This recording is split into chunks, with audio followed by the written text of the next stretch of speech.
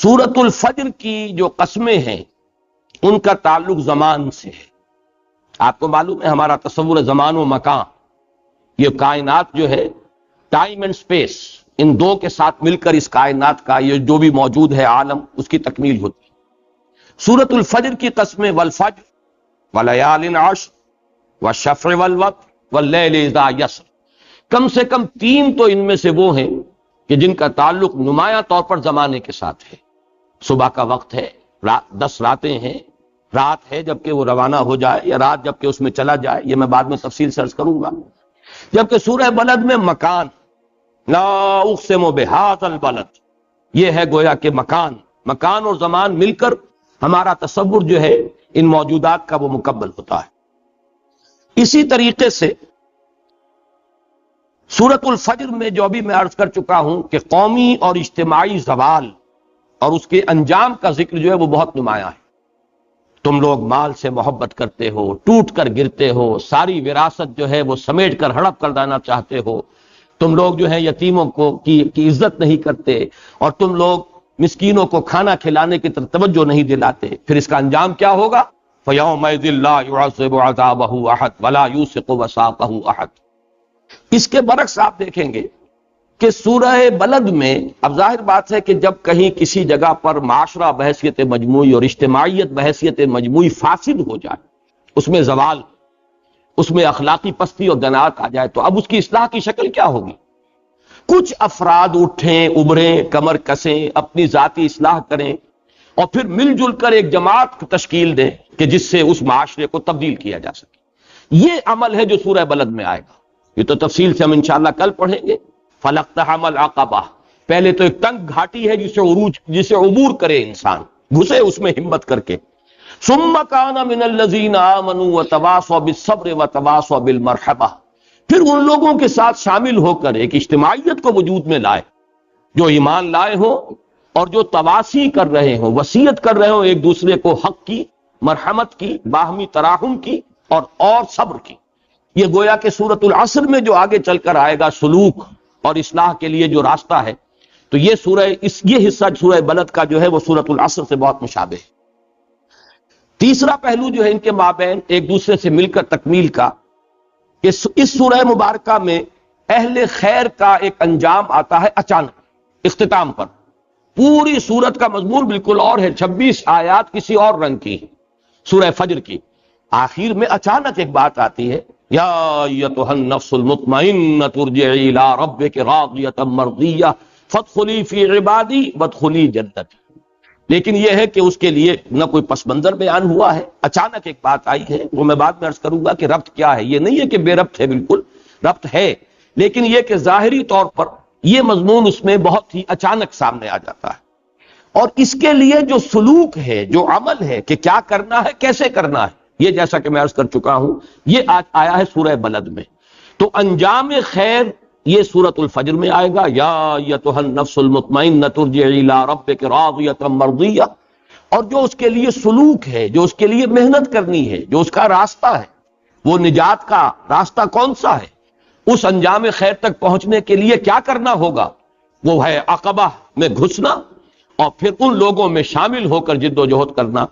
کہ ثم کان من الذین آمنوا وتواصوا بالصبر وتواصوا بالمرحمہ۔ ایک اور یہ ان دونوں کے مابین فرق و تفاوت جو ہے تکمیلی اعتبار سے، تفصیل بعد میں آ جائے گی۔ سورۃ الفجر میں جو ماحول تھا اس وقت کا، مکے کا، قریش کا، اس وقت کا جو بھی میں عرض کر چکا ہوں اخلاقی اعتبار سے دناعت اور پستی کا جو عالم تھا، اس کی صرف تاریکی ہی تاریکی دکھائی ہے، اس میں کوئی روشنی کی کرن وہاں ظاہر نہیں کی گئی۔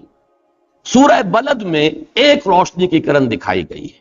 اگرچہ وہ بھی در حقیقت ملمے کی روشنی تھی، وہ کوئی حقیقی نور نہیں تھا، لیکن ملمے کی حد تک، تفصیل آئے گی کل انشاءاللہ جب سورہ بلد ہم پڑھیں گے۔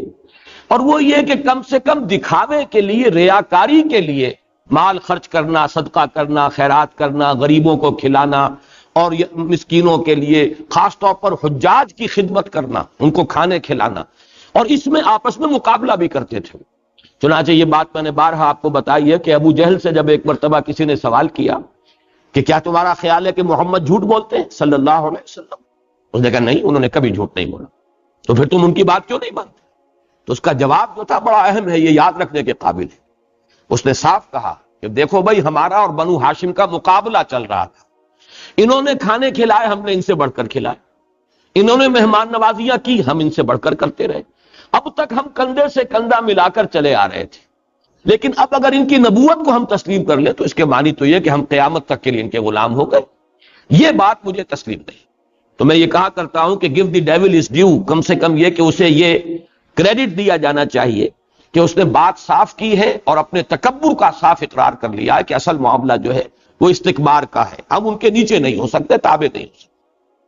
اس میں جو پس منظر آ رہا ہے وہ بھی سورہ ماعون میں آپ دیکھیں گے کہ ان کے ہاں جو نیکی بھی تھی، تو جیسے کہ انہوں نے نماز کا حلیہ بگاڑ دیا تھا، الذین هم عن صلاتهم ساہون،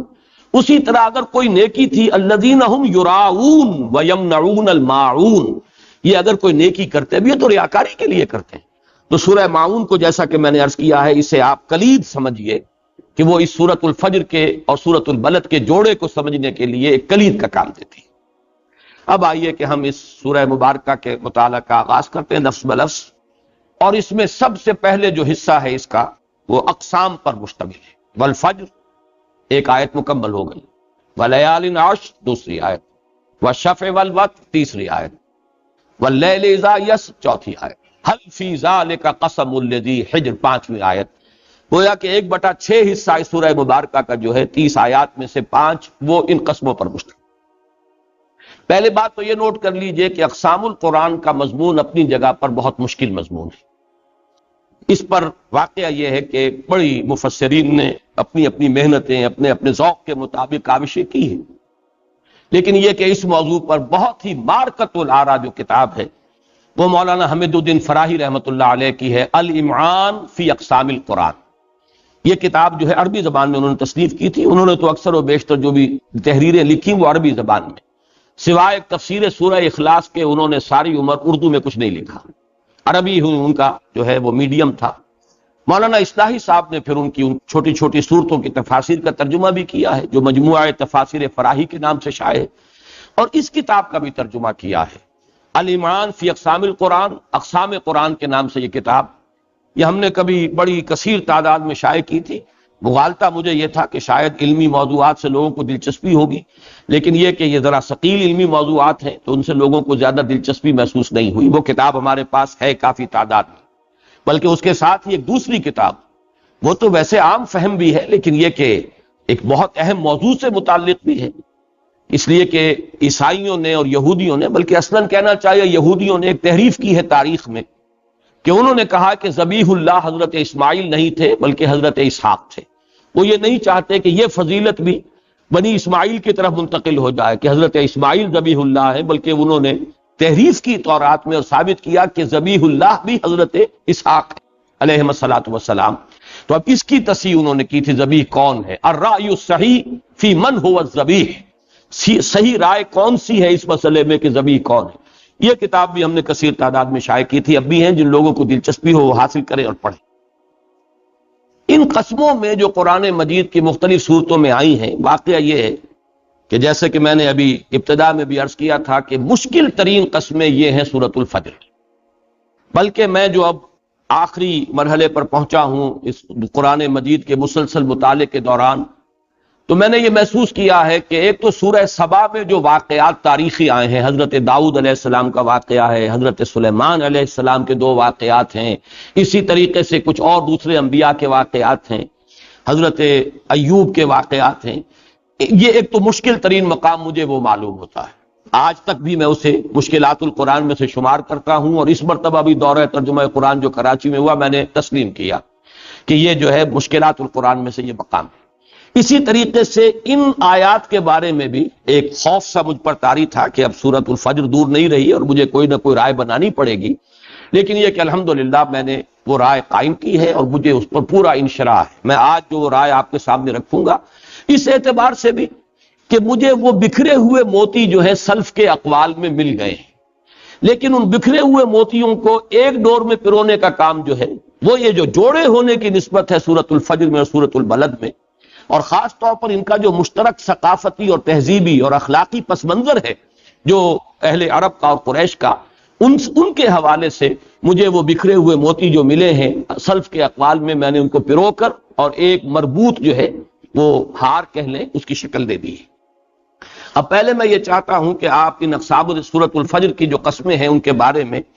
جو مختلف جو اقوال ہیں ان کا ایک سرسری سا جائزہ لے لیں۔ جیسا کہ میں عرض کر چکا ہوں کہ اس تفسیر کے دو انداز عام طور پر مفسرین کے ہاں ہیں۔ ایک تو یہ ہے کہ عمومی انداز میں تفسیر کی کوشش کی جائے، والفجر یعنی صبح کا وقت، رات جیسے کہ رات ہوتی ہے، 10 راتیں کوئی سی 10 راتیں، جیسے کہ میں ابھی تفصیل سے عرض کروں گا، ہر مہینے کے 3 حصوں میں تقسیم کیجئے، پہلی 10 راتوں کی اور کیفیت ہے، ابتدائی حصہ جو ہے وہ تاریک ہوتا ہے، پھر کچھ روشنی ہوتی ہے، درمیانی جو راتیں ہیں جو 10 ہیں ان کی کوئی اور کیفیت ہے، آخری جو ہے راتیں ان کی کیفیت پہلی راتوں کے برعکس ہو جاتی ہے۔ تو اس طریقے سے بجائے اس کے کہ تعین کے ساتھ کوئی فجر مراد ہو، تعین کے ساتھ کوئی 10 راتیں مراد ہو، یا اسی طریقے سے شفع اور وتر جو ہے وہ تعین کے ساتھ کوئی مراد ہو، ایک جو انداز رہا ہے خاص طور پر جدید دور کے جو مفسرین ہیں انہوں نے جنرلائز کرنے کی کوشش کی۔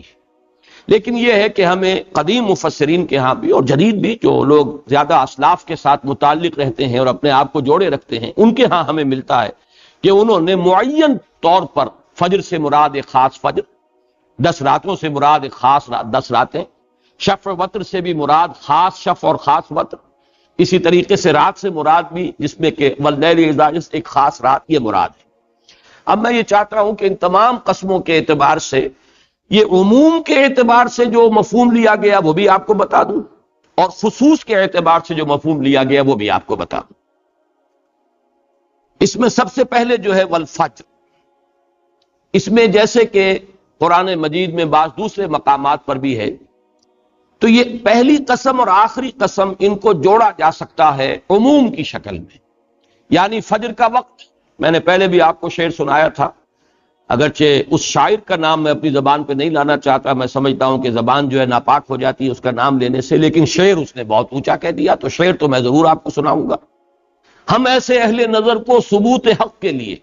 اگر رسول نہ آتے تو صبح کافی تھی، صبح کا سہانا وقت، اس کی خاص کیفیات، اسی لیے قرآن الفجر کہا گیا ہے، اور قرآن الفجر مشہود ہے، رات اور دن کے فرشتے جمع ہوتے ہیں۔ اور میں نے آپ کو شاید سنایا تھا کہ میرے ماموں مرحوم ان کا بھی ایک شعر بڑا پیارا ہے صبح کے بارے میں، اے نمود سحر جزاک اللہ، آج وہ بے نقاب ہیں گویا، فطرت بے نقاب ہوتی ہے فجر کے وقت، معلوم ہوتا ہے حسن ازل جو ہے وہ بے نقاب ہو گیا۔ تو اس طریقے سے صبح کا وقت اور پھر رات کا روانہ ہو جانا، یہ دو قسمیں جو ہیں، دو اور صورتیں ایسی ہیں قرآن مجید میں جو ہم پڑھ چکے ہیں جن میں ان دونوں کو ساتھ ساتھ لایا گیا ہے۔ واللیل اذ ادبر والصبح اذا اسفر، یہ سورہ مدثر میں، کلا والقمر واللیل اذ ادبر والصبح اذا اسفر انہا لإحدی الکبر، یعنی جب کہ رات جو ہے وہ جا رہی ہو، واپس جا رہی ہو، اور صبح جب کہ روشن ہو رہی ہو۔ اسی طریقے سے سورۃ التکویر میں ہم پڑھ چکے ہیں واللیل اذا عسعس والصبح اذا تنفس، رات جب ہے گویا کہ وہ اب سانس لے رہی ہے کہ جیسے کہ دم واپسی ہو کسی کا، اور صبح جب کہ وہ بھی سانس لیتی ہے جیسے کہ اس کے اندر حرکت اور برکت شروع ہو گئی۔ ان دونوں کے حوالے سے میں ایک بات عرض کرتا رہا ہوں، اور وہ یہ کہ میرا ایک ذوقی ایک معاملہ رہا ہے کہ ان دو قسموں میں اشارہ کیا گیا ہے کہ وہ جو فترۃ الوحی کی طویل رات تھی وہ اب ختم ہو رہی۔ پوری 6 صدیاں اس دنیا میں حضور صلی اللہ علیہ وسلم کی بعثت سے قبل ایسی گزری ہیں کہ وحی کا سلسلہ منقطع رہا، دنیا میں کوئی نبی کوئی رسول نہیں رہا۔ یہ 6 صدیاں پوری اس لیے بن جاتی ہیں کہ ہم کہہ سکتے ہیں کہ سن 30 عیسوی میں حضرت مسیح اٹھا لیے گئے، اور سن 610 عیسوی میں حضور پر وحی کا آغاز ہوا۔ یہ 580 برس بنتے ہیں شمسی حساب سے، کہ جو قمری حساب سے پورے 600 برس بن جائیں۔ تو 6 صدیوں کی طویل رات تھی جس کا کہ سورہ جن میں بھی تذکرہ موجود ہے، کہ ہم سمجھتے تھے کہ شاید اب کوئی نبی مبعوث نہیں ہوگا، اب شاید سلسلہ منقطع ہو گیا ہے۔ سورہ احقاف میں بھی ذکر آیا ہے کہ من بعد موسیٰ، کتاب موسیٰ کے بعد اب ایک کتاب ہے جو نازل ہوئی ہے، جنات نے یہ تذکرہ کیا۔ تو یہ فترۃ الوحی کی طویل رات واللیل اذ ادبر، یا یہ کہ واللیل اذا عسعس، اس میں اشارہ کیا جا رہا ہے کہ وہ طویل رات فترت وحی کی ختم ہو رہی ہے،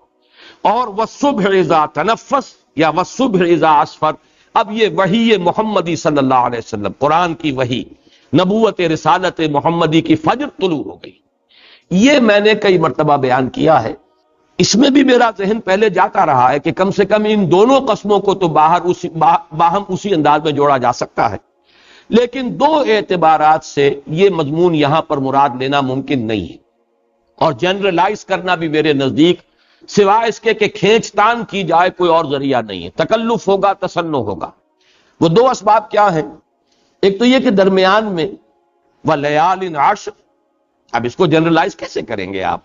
جیسے کہ مولانا مودودی مرحوم نے بھی کیا ہے، مولانا اصلاحی صاحب نے بھی کیا ہے، کوشش کی ہے، لیکن میں یہ سمجھتا ہوں کہ دونوں حضرات کے ہاں وہ تکلف ہے، کھینچ تان ہے، کوئی فطری طور پر ربط قائم نہیں ہوتا۔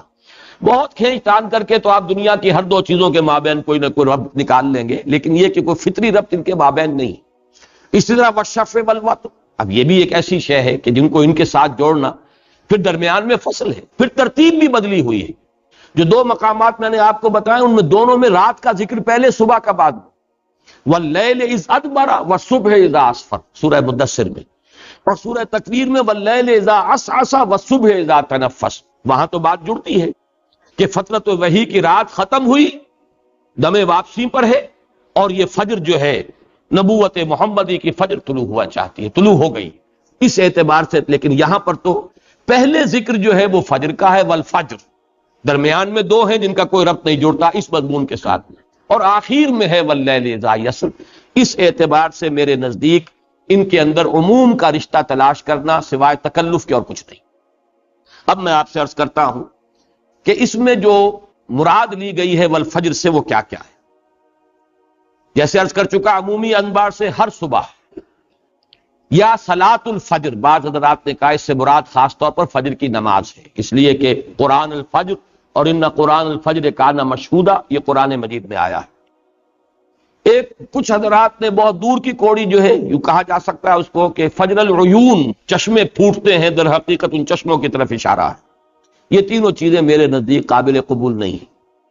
لیکن جنہوں نے معین طور پر صبح مراد لی ہے، کون سی صبح؟ وہ ہیں جو چار آرا ہیں جو میں آپ کے سامنے رکھ رہا ہوں، اس وقت صرف گنتی کر لیجئے، ان میں سے ایک ہے جو میں پک اپ کروں گا، جب میں نے عرض کیا ہے کہ جن کو میں نے ان بکھرے ہوئے موتیوں کو ایک ڈور میں پرویا ہے وہ ایک ہوگا۔ پہلی مراد ہے فجر یوم النحر، قربانی کا دن جو ہوتا ہے 10 ذی الحج، اس کی فجر۔ دوسری رائے یہ ہے کہ فجر اول یوم من ذی الحجہ، ذی الحج کا پہلا جو دن جو ہے اس کی فجر مراد ہے۔ تیسری رائے ہے فجر اول یوم من المحرم، محرم کی پہلی فجر، اس لیے کہ اس سے سال کا آغاز ہوتا ہے۔ اور چوتھی رائے ہے کہ اس سے پورا محرم کا مہینہ مراد ہے، اس لیے کہ جیسے کہ ہر دن کے لیے فجر ہے، اسی طریقے سے پورے سال کے لیے محرم کا مہینہ ہے۔ یہ چار آ رہا ہے۔ ان میں سے جو میرا اختیار ہے، جس کو میں نے قبول کیا ہے، وہ ہے یوم النحر کی صبح، اور اس کا اصل میں اس ماحول کے ثقافتی پس منظر کے ساتھ بڑا گہرا تعلق ہے۔ یہ بات بڑی ادنا تامل کے ساتھ سمجھ میں آ جاتی ہے کہ مکے کی زندگی جو ہے اجتماعی اور ثقافتی، اس میں حج اور اس کے مناسک کو بڑی اہمیت حاصل ہے۔ یہ سالانہ جشن بڑے اہتمام کے ساتھ ان کے ہاں منایا جاتا تھا۔ پوری آبادی تقریباً نکل آئی مکے سے، اور وہ منا اور منا سے آگے عرفات تک لوگ جا رہے ہیں۔ پھر یہ ایک قافلہ چل رہا ہے، وہ 8 ذی الحج کو منا سے روانہ ہوئے، 9 کی صبح کو عرفات گئے، پھر عرفات سے واپسی ہو رہی ہے 9 ہی کی رات کو، پھر مزدلفہ میں قیام ہو رہا ہے، پھر 3 دن یا 4 دن جو ہے پھر منا میں قیام ہے۔ ان کا ایک سالانہ جشن تھا۔ اگرچہ یہ اصل میں لفظ جو استعمال کر رہا ہوں جان بوجھ کر رہا ہوں، جشن اس لیے کہہ رہا ہوں کہ اس کی مذہبی اور روحانی روح جو ہے وہ تو ختم ہو چکی تھی، لیکن ان کی ثقافتی زندگی کا یہ ایک بہت بڑا ایک اہم مظہر تھا۔ جیسے خانہ کعبہ کو ان کی اجتماعیت میں بڑا دخل تھا، ان کی معیشت میں بڑا دخل تھا، ان کو جو سرداری اور چودراہٹ حاصل تھی پورے عرب میں اس کو دخل تھا، ان کو جو معاشی براعات حاصل تھی پورے عرب میں اس کو دخل تھا۔ اسی طریقے سے ان کی ثقافتی زندگی، ان کی تہذیبی زندگی، ان کی اجتماعی زندگی کا ایک بہت بڑا مظہر جو ہے وہ حج ہے۔ یہ تمام چیزیں میرے نزدیک حج سے متعلق ہیں، اور ان کے بارے میں آراء ہر جگہ آپ کو مل جائیں گی، لیکن میں نے ان سب کو ہر جگہ ان آراء سے چن لیا ہے۔ اب آئیے لیال عشر، لیال عشر کے بارے میں بھی جیسے میں نے عرض کیا ہے، کوئی سی 10 راتیں، پہلی 10 راتیں مہینے کی، ہر مہینے کی درمیانی 10 راتیں، ہر مہینے کی آخری 10 راتیں، جو میرے نزدیک، میں کسی کی توہین نہیں کرنا چاہتا، لیکن میرے نزدیک بالکل مہمل ہے اگر یہ مراد لیا جائے، اور اس کو بہت ہی تکلف کے ساتھ، تصنع کے ساتھ جوڑ ملانے والی بات ہے۔ لیکن خاص جو کون سی 10 راتیں ہیں جو مفسرین نے مراد لی ہیں، نمبر 1 ذی الحجہ کی پہلی 10 راتیں، 10 یوم النحر، اور اس میں خاص طور پر بات نوٹ کر لیجئے کہ اس وقت جب کہ یہ صورتیں نازل ہو رہی ہیں، حج کا اہم ترین جو منسک تھا وہ قربانی کا تھا۔ عرفہ کی اہمیت انہوں نے کم کر دی تھی، بلکہ قریش یہ کہتے تھے کہ ہمارے لیے عرفات میں جانا ضروری نہیں ہے، ہم حرم والے ہیں، حدود حرم سے باہر کیسے جائیں گے؟ اس لیے کہ عرفہ جو ہے، عرفات کا میدان، وہ حدود حرم سے باہر ہے، ہم تو حرم والے ہیں، حرم کی حدود میں رہیں گے۔ یہ منی ہی میں رہتے تھے، یہ مشقت نہیں جھیلتے تھے عرفات جانے کی اور وہاں سے واپس آنے کی، اور مزدلفہ کی شب جو ہے اس کی مشقت بڑی شدید ہے، تو وہ کہتے تھے ہم مستثنا ہیں۔ اصل جو انہوں نے حج قرار دیا ہوا تھا، حج الاکبر جسے وہ کہتے تھے، حج کا سب سے بڑا دن وہ ہے یوم النحر، وہ ہے در حقیقت جسے، یعنی جس کے ہم بقرعید یہاں مناتے ہیں، عید الاضحیٰ، وہ ہے کہ 10 ذی الحجہ،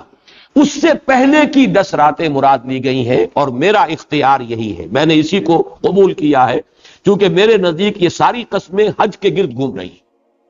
البتہ اور ایک رائے بھی ہے، محرم کی 10 ابتدائی راتیں ہیں،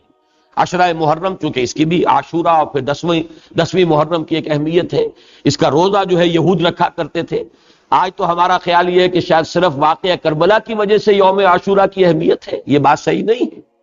بلکہ اس میں بھی اختلاف ہے کہ جو حادثہ کربلا ہوا ہے وہ یوم عاشورہ کو ہوا بھی کہ نہیں ہوا۔ بعض مورخین اسے چیلنج کرتے ہیں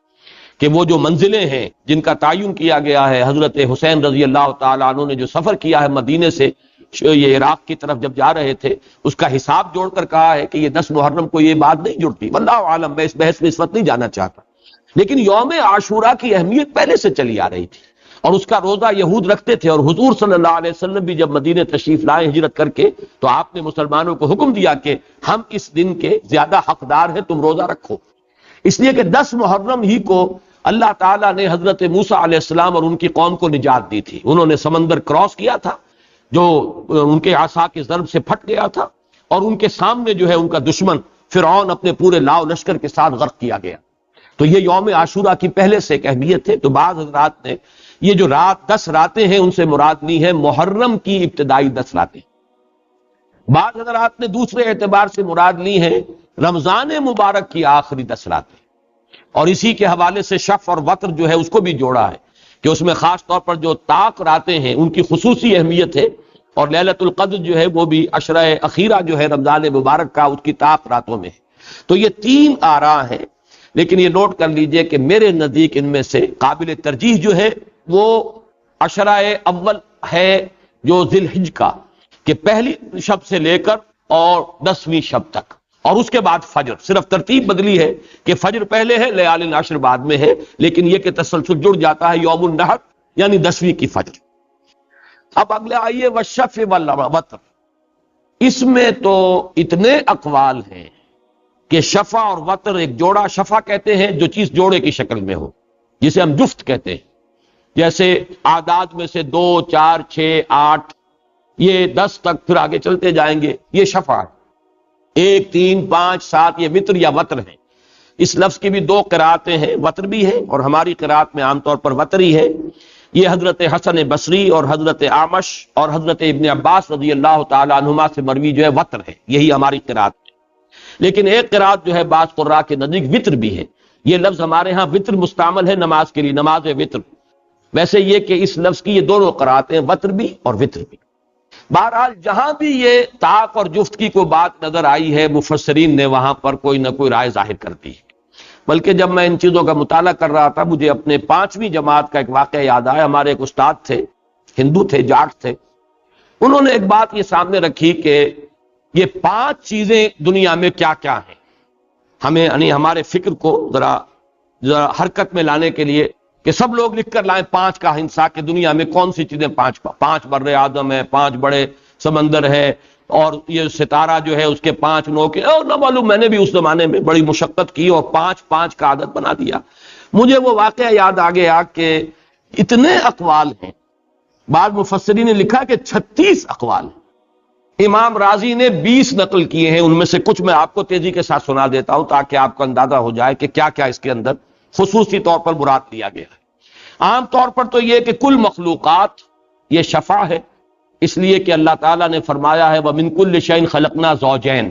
جوڑوں کی شکل میں پیدا کیا، اور وتر یا وطر یہ اللہ کی ذات ہے، وہ اکیلا ہے۔ ایک رائے یہ ہے، ایک رائے یہ ہے کہ تمام اعداد مراد ہیں شفع اور وتر سے، اس لیے کہ عدد یا تو وہ جفت ہیں اور یا طاق، تو اس سے مراد ہے تمام اعداد، اور اشارہ ہے کل حساب، سارا حساب جو ہے وہ انہی اعداد سے مل کر بنتا ہے۔ ایک رائے یہ ہے کہ یہ فلسفہ ازداد ہے، ہر شے کسی اعتبار سے منفرد بھی ہے، وتر بھی ہے، اور کسی پہلو سے وہ کسی دوسری شے کا جوڑا بھی ہے۔ یہ تو عموم کی باتیں تھی، اب خصوص کے ساتھ نوٹ کیجئے کیا کیا آ رہا ہے۔ شفع یوم النحر ہے 10، اور وتر یوم عرفہ ہے، ایک رائے یہ ہے۔ دوسری رائے یہ ہے کہ یہ اصل میں مراد ہے ایام تشریق، یوم النحر کے بعد 2 دن یا 3 دن میں نام قیام ہوتا ہے۔ فمن تعجل فی یومین فلا اسم علیہ ومن تاخر فلا اسم علیہ، 2 یا 3 دن کا قیام ہے مینا میں، اس لیے کہ 10 تاریخ تو یوم النحر ہے، 9 یوم عرفہ ہے، 8 یوم ترویہ تھا جبکہ مکے سے چلے تھے اور مینا میں آ کر مقیم ہوئے، 9 کو عرفہ ہے، 10 کو یہ یوم النحر ہے، والفجر میں اس کا ذکر آ چکا۔ اب اس کے بعد شفع سے مراد ہے 11 اور 12 ذی الحجہ، کیونکہ ان میں قیام مینا جو ہے وہ لازمی ہے، وہ تو ٹھہرنا ہی ہے۔ اس کے بعد وطر جو ہے یا وتر وہ ہے 13ویں تاریخ کے، اس میں اختیار دیا گیا ہے، جو چاہے ٹھہرے جو چاہے چلا جائے۔ فمن تعجل فی یومین فلا اسم علیہ ومن تاخر فلا اسم علیہ، یہ رائے ہے جس کو میں نے اختیار کیا ہے، اس لیے کہ یہ اب دیکھیے ایک دور میں جڑ رہی ہیں۔ فجر یوم النحر کی فجر، لیال عشر ذی الحجہ کی پہلی 10 راتیں، والشفع وہ 2 دن جن میں مینا میں قیام لازم ہے، والوتر یا وطر وہ 1 دن کے جس میں اختیار دیا گیا ہے، کوئی جانا چاہے تو چلا جائے اور چاہے تو وہاں قیام کرے۔ اس کے علاوہ ایک رائے یہ ہے کہ شفع سے مراد ہے آدم و حوا، وہ جوڑے کی شکل میں ہے، اور وطر یا وتر سے مراد ہے اللہ تعالیٰ، وہ تنہا ہے۔ ایک رائے یہ ہے کہ شفع سے مراد جو ہے کل مخلوقات ہیں جو یا شفع ہیں یا وطر ہیں۔ ایک رائے یہ ہے کہ شفع سے مراد ہے 4 نمازیں کہ جو 2 شفع کی شکل میں ہیں، 2 رکعتیں فجر کی، 4 رکعتیں ظہر کی، 4 رکعتیں فرائض یہاں شمار کیے جائیں گے، عصر کی 4 رکعتیں عشاء کی، اور وتر یا وطر سے مراد ہے 3 جو کہ نماز مغرب ہے 3 رکعتیں ہیں، یا پھر وطر کی نماز ہے، اس میں بھی بالعموم جو ہے 3 پڑھی جائیں گی، یا بعض حضرات 1 وہ بھی وطر ہے، یا پھر 5 ہیں یا 7 ہیں یا 9 ہے، یہ 13 تک کا عدد جو ہے وہ کہیں نقل ہو جاتا ہے، یہ سب وطر ہے۔ ایک رائے یہ کہ شفع سے مراد ہیں درجات جنت جو 8 ہیں، ایک حدیث میں آیا ہے یہ 8 درجے، اور وطر سے مراد ہیں درکات دوزخ، یہ 7 طبقے ہیں، درجہ کہتے ہیں بلند، ایک سے اوپر دوسرا بلند، تو درجات جنت، اور درک کہتے ہیں نیچے پستیوں کو، تو پستیاں 7 ہیں جہنم کی۔ اسی طرح 7 ابواب کہا گیا ہے جہنم کے لیے، جہنم کے دروازے 7 ہیں، تو وطر سے مراد جہنم، اور 8 جو ہیں دروازے وہ جنت کے ہیں، یہ حدیث میں آیا ہے۔ اسی طریقے سے اب میں مختلف آراء بیان کر رہا ہوں صرف آپ کو تاثر دینے کے لیے کہ یہ کس کس طرح سے ان میں ایک ربط قائم کیا گیا ہے۔ ایک رائے یہ ہے کہ شفع سے مراد ہے تمام دن اور رات، اس لیے کہ ایک دن مکمل ہوتا ہے دن اور رات سے، یہ جوڑا ہے، اور جو وطر یا وتر ہے وہ یوم القیامہ ہے، اس کی کوئی رات نہیں ہے، وہ یوم ہی یوم ہے، کتنا لمبا ہے یہ تو اب اللہ تعالیٰ ہی جانتا ہے، لیکن یہ کہ اس کا طول بہت ہے، لیکن اس کے بعد رات کوئی نہیں، اس لیے وہ وطر۔ اسی طریقے سے ایک رائے یہ ہے کہ تمام انبیاء جن کے نام 2 ہیں، حضرت عیسیٰ مسیح بھی ہیں، حضرت یونس ذوالنون بھی ہیں، تو بہت سے انبیاء ایسے ہیں جن کے 2 نام ہیں، وہ ہے شفع، اور جن کا ایک نام ہے وہ ہے وطر یا وتر۔ ایک مراد یہ بھی لی گئی ہے کہ آدم و حوا یہ چونکہ ایک جوڑا ہے، یہ ہے شفا اور حضرت مریم،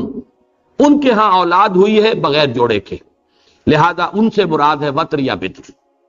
ایک رائے یہ ہے کہ شفا سے مراد وہ 12 چشمے ہیں جو حضرت موسیٰ علیہ السلام کی ایک عصا کے ضرب سے پھوٹ بہے تھے، فانفجرت منہ اثنتا عشرۃ عینا، اور حضرت موسیٰ کے جو 9 معجزے تھے، وَلَقَدْ آتَيْنَا موسیٰ 9 آیات بینات، یہ گویا کہ 9 کا عدد چونکہ وتر ہے یا وتر ہے، لہذا اس سے مراد وہ ہے۔ ایک رائے یہ ہے، دیکھیے جہاں جہاں آپ کو یہ مل جائے گا وہ سب ہمارے مفسرین نے انہوں نے جمع کر دیے ہیں تمام اقوال۔ حضرت ہود علیہ السلام کی قوم